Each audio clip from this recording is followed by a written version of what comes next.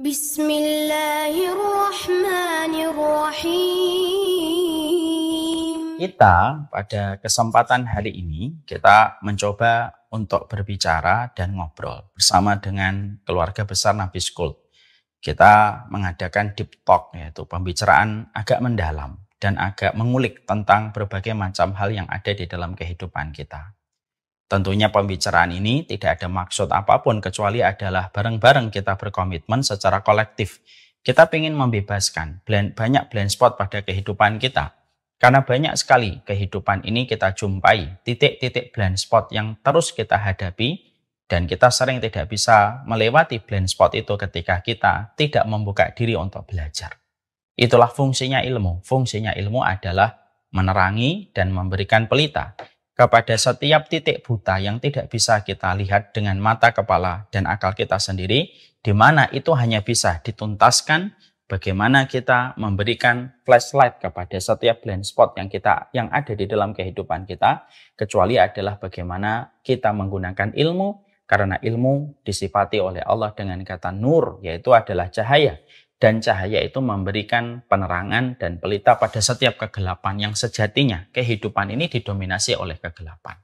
Inilah indahnya kalau kita berbicara dalam satu konteks ilmu, bukan untuk bermaksud saling mengunggah, bukan untuk bermaksud saling mengungguli, bukan bermaksud saling mendikte, tapi tidak ada maksud kita kecuali adalah mari kita bebaskan yuk.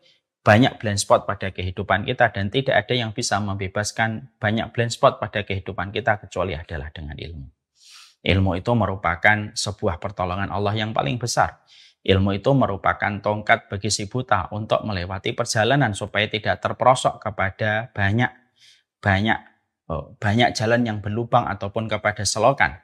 Ketika orang yang buta, mereka memiliki tongkat dan tongkat itu akan memberikan sinyal, akan memberikan tanda kepada si buta.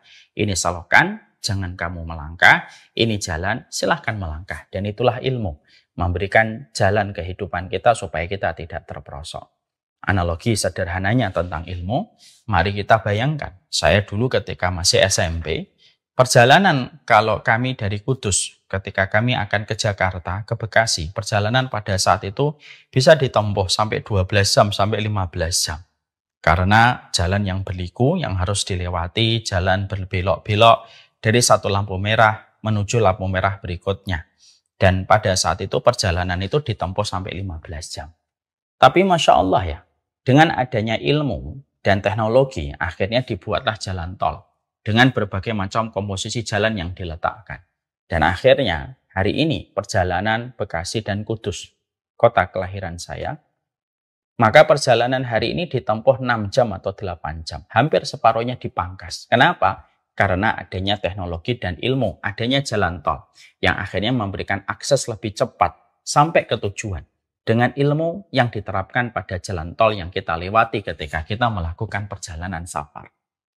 Itu analogi sederhana. Ilmu pun sama. Ilmu itu memberikan kepada kita jalan cepat untuk meraih kebaikan. Ilmu itu memberikan kepada kita kecepatan untuk mendapatkan kemaslahatan dalam kehidupan kita ketika kita mendapatkan referensi di mana Allah menurunkan setiap ilmu bukan untuk memenjarakan kita, bukan untuk mendolimi kita, tapi Allah turunkan ilmu sejatinya, yaitu adalah supaya kita tidak terperosok pada gelapnya perjalanan dan supaya kita cepat sampai pada tujuan ketika kita mendapatkan ilmu.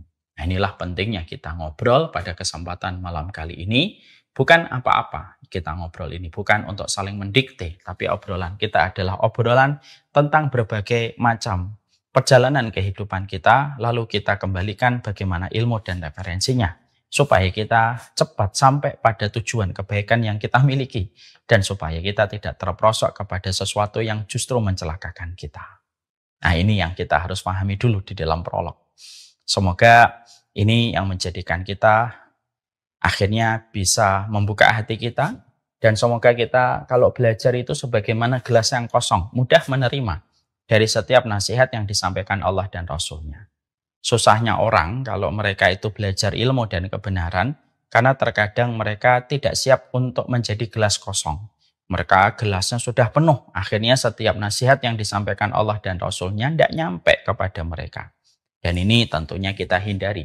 Semoga betul-betul kita mendapatkan ilmu, mendapatkan referensi supaya kita mampu cepat sampai di tujuan, dan tentunya banyak hal yang bisa menyelamatkan kita dari berbagai macam jurang-jurang jebakan dan terperosoknya kita pada perjalanan kehidupan. Sekarang kita akan membahas, kita akan membahas pada kesempatan hari ini, yaitu membahas tentang anakku adalah surgaku.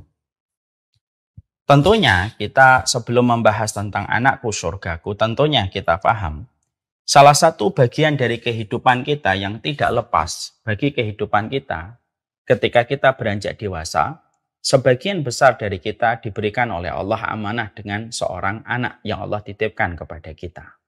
Ini merupakan sebuah anugerah yang Allah berikan tanpa menafikan keberkahan dan anugerah mereka yang hari ini belum mendapatkan keturunan.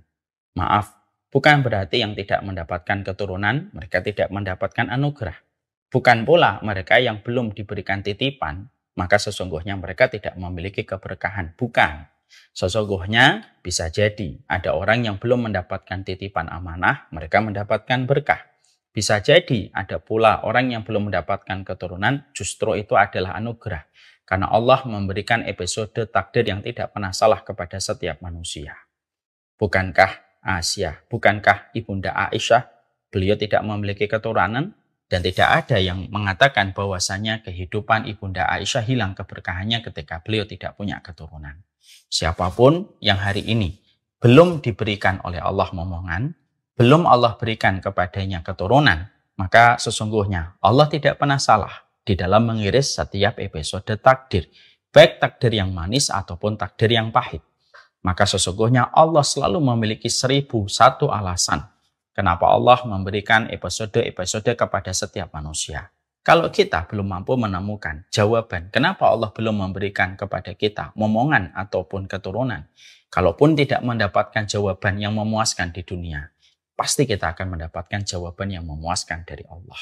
Tapi yang jelas, Allah tidak pernah salah mengiris setiap episode kepada setiap manusia. Sekarang mari kita menuju kepada pembahasan bagaimana ketika kita pada kehidupan kita lalu kita mendapatkan keturunan. Allah menitipkan kepada kita dalam proses pernikahan yang kita tempuh ketika kita melangsungkan ijab qabul bersama dengan pasangan yang kita cintai lalu kita halalkan di hadapan Allah. Ketika kita menikahi pasangan itu lalu seiring dengan waktu perjalanan rumah tangga yang kita tempuh dengan orang yang terkasih di pucuk hati kita, Allah titipkan kepada kita keturunan. Maka sesungguhnya inilah merupakan salah satu anugerah besar. Dan tentunya kita harus paham. Yang kita harus mengerti adalah beberapa poin-poin yang kita sepakati dulu. Di mana poin-poin ini akan menjadi pegangan untuk kita sebelum nanti kita membahas secara spesifik dan secara menjurus bagaimana ketika membahas anakmu adalah surgamu. Poin yang pertama yang kita harus paham kalau kita sudah bicara tentang anak. Tentunya kita harus paham, kalau ada di antara kita hari ini sudah memiliki anak. Ada yang ditakdirkan punya anak 1, ada yang ditakdirkan punya anak 3, ada yang ditakdirkan punya anak 5, ataupun ada yang ditakdirkan anak 10. Berapapun anak yang Allah titipkan kepada kita, satu yang harus selalu kita sepakati dulu. Hikmahnya apa? Kenapa Allah itu menitipkan anak untuk kita?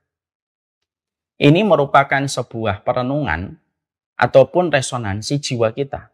Untuk kita bertanya, kenapa Allah memberikan kepada kita keturunan? Padahal, jujur, banyak orang yang lebih solih dan lebih taat daripada kita, yang mereka menjaga betul hubungan mereka sebelum pernikahan, sampai mereka menikah, tapi sampai hari ini mereka belum mendapatkan keturunan.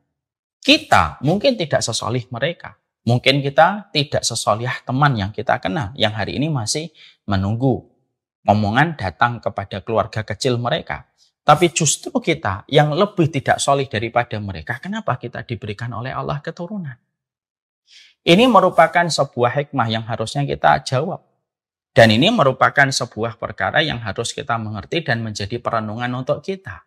Karena apa? Karena Allah ketika menetapkan satu peristiwa takdir yang terjadi pada kehidupan kita, tidak mungkin satu peristiwa yang Allah berikan kepada kita itu lepas dari hikmah. Itu tidak mungkin, pasti ada hikmah. Kenapa Umar minta diberikan oleh Allah keturunan? baru menikah langsung mendapatkan keturunan? Kenapa fulan ketika menikah langsung dapat keturunan begitu cepat dan langsung banyak keturunan yang dia miliki? Ini kan harus kita jawab dulu. Bagaimana kita menjawab pertanyaan atas titipan yang Allah berikan kepada kita. Supaya kita paham, tidak ada satu kejadian apapun yang terjadi pada kehidupan kita, kecuali itu tidak pernah lepas dari satu hikmah yang Allah berikan kepada kita. Dan kita harus menemukan hikmah. Syukran ya Rabbi, syukran, hadaita qalbi, syukran.